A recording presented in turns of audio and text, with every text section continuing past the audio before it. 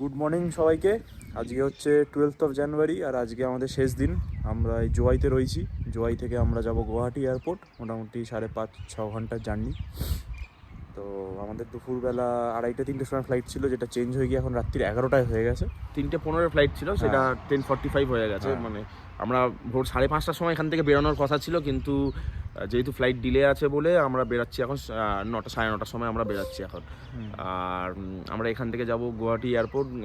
যেতে তো হয়তো 6 ঘন্টা মতন লাগবে, কিন্তু যেহেতু আমাদের গাড়ির ড্রাইভার বলা আছে ওই টাইম হতো, ড্রাইভারও এখানে বিহু চলছে বলে উনিও তাড়াতাড়ি বাড়ি চলে যাবে। তো আমাদেরকে এয়ারপোর্টে ছেড়ে আমরা ওই আশেপাশে করে শপিং বা মার্কেটিং কিছু করার পর তারপরে এয়ারপোর্টে 9টা নাগাদ এয়ারপোর্ট যাব। তো আমাদের আজকে শেষ দিন। মোটামুটি মেঘালয়ে আমরা 7 রাত 8 দিন কাটলাম। অনেক জায়গা ঘুরেছি।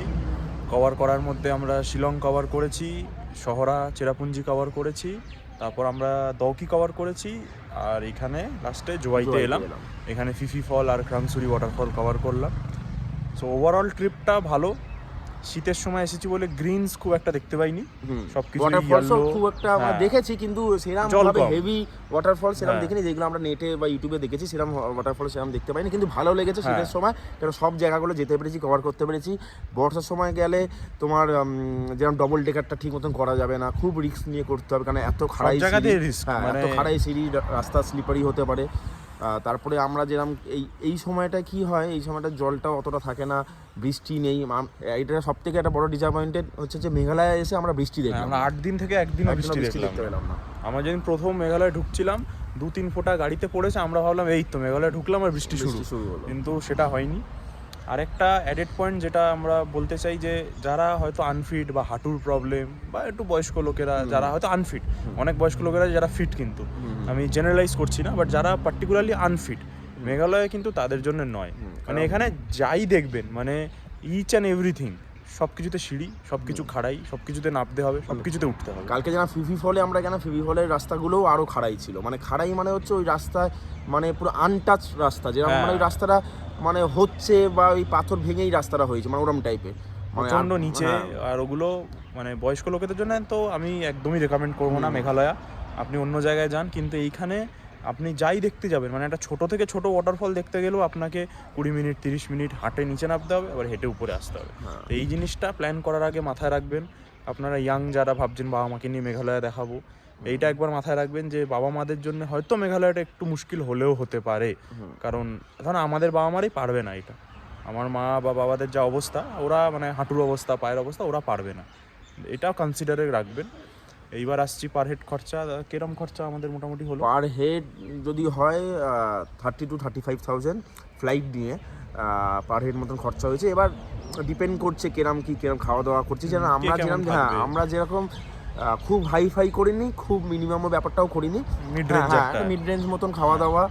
আর তোমার হোমস্টেগুলোও খুব হাই হোমস্টে করিনি, কিন্তু একটুখানি ভালো হোমস্টে যেখানে সবকিছু রুমস বা রুমসগুলো দেখিয়েছি, মোটামুটি জায়গাগুলো দেখিয়েছি, যেগুলো ভালো সেরকম টাইপের করে পার হেড 30,000-35,000 মতন খরচা হবে, ইনক্লুডিং ফ্লাইট।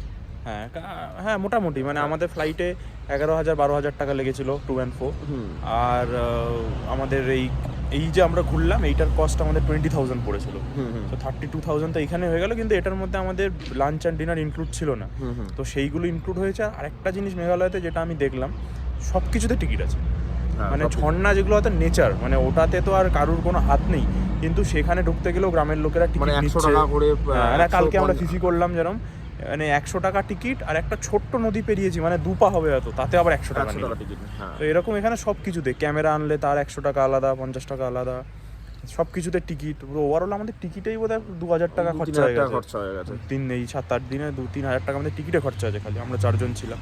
মানে যেখানে ঢুকতে যাচ্ছে আমাদের 4 জন মিলিয়ে মোটামুটি একটা গড়ে 200 টাকা, 300 টাকা, কোথাও 500 টাকা।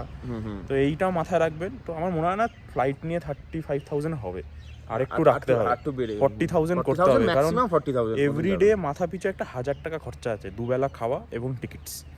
সো এবার আপনার 32,000 সাথে এই 7 দিনে আরো 7,000 টাকা অ্যাড করতে হবে। ওই 40,000 চলে যাবে। হ্যাঁ, আপনারা যদি ট্রেনে আসেন তাহলে 1,000 টাকায় ট্রেন হয়ে যাবে, তাহলে 30,000 হয়ে যাবে। কারণ 20,000 টাকার সাথে 1,000 টাকায় ট্রেন, আর বাকি 8-9 হাজার টাকায় প্রত্যেক দিন, তাহলে হয়ে যাবে। ফ্লাইটে এলে একটু অসুবিধা আছে। তো মোটামুটি এটাই। আমরা ব্লগের নিচে আমরা কাদের থ্রু থেকে এসেছি তাদের Homestay, নাম্বার, সব description হোমস্টে সব দিয়ে দেবো। দিয়ে দেবো। যিনি ট্রাভেল এজেন্ট ছিলেন ওনার নাম্বারও দিয়ে দেবো। আমাদের যিনি ড্রাইভার দাদা ছিলেন উনিও খুব ভালো, ওনার নাম্বারও দিয়ে দেবো। আপনারা কন্ট্যাক্ট করুন, আসুন মেঘালয় ঘুরে দেখুন। মোটামুটি হাতে 7-8 দিন নিয়ে আসবেন, 2-3 দিনের জন্য কিন্তু মেঘালয় নয়। তো মোটামুটি এই অবধি আপাতত 7 দিন মতন এলে পুরো মেঘালয়টা ঘুরতে পারবেন। পুরোটা পারবেন না, আমরা যেমনি গারো হিলস করতে পারিনি। আরেকটা ইচ্ছা আছে যেটা আমাদের, যেটা হচ্ছে তোমার বর্ষার পরে আসা। হ্যাঁ, বর্ষার সময় আসা green। হবে না, কিন্তু বর্ষাটা ঠিক শেষ হবে সেপ্টেম্বর, হ্যাঁ, অক্টোবর। সেপ্টেম্বর অক্টোবর, পুজোর আগে আগে। হ্যাঁ। সেই সময়টা আসার ইচ্ছা আছে। সেই সময়টা এলে মেঘালয়টা আরো ভালো, মানে ওয়াটারফলস গুলো আরো দেখতে পারবো, লাস্ট গ্রিন দেখতে পারবো। ওটা দেখা যাবে, ওটা একটা। ওটা আমরা পরের বার এলে এই দিকটার করবো না, আমরা জয়ন্তিয়া হিল আর খাসি হিলটা মোটামুটি করে নিয়েছি। আমাদের ইচ্ছা আছে আবার গারো হিলসটার দিকে করার, ওদিকে অনেক আনটাচড জায়গা আছে। তো দেখি যদি পরে আবার কবে কি প্ল্যান করা যায়। তো আপাততর মতন এটাই। ব্লগটা দেখুন, শেয়ার করুন, চ্যানেলটা সাবস্ক্রাইব করুন, আর ভালো লাগলে একটা থামস আপ দিয়ে দেবেন, কমেন্ট করে দেবেন। Thank you. চলো।